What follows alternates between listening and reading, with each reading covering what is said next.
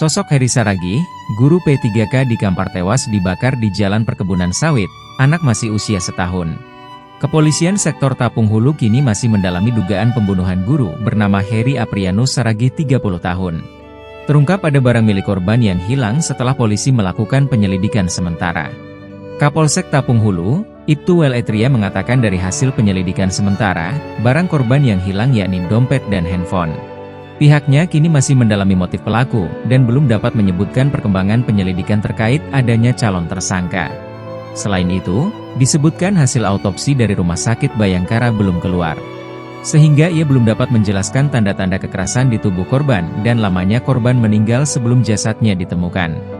Sebelumnya, jasad guru SDN 021 Senama Nenek ini ditemukan di jalan dalam area perkebunan kelapa sawit pada Jumat, 29 November 2024, sore.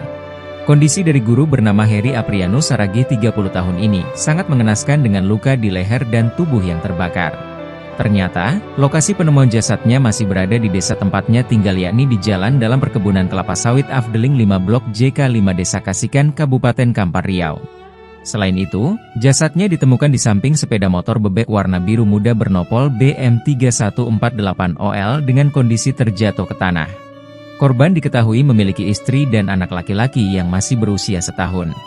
Ia baru diangkat menjadi pegawai pemerintah dengan perjanjian kerja melalui surat keputusan Bupati Kampar tanggal 28 Maret 2024.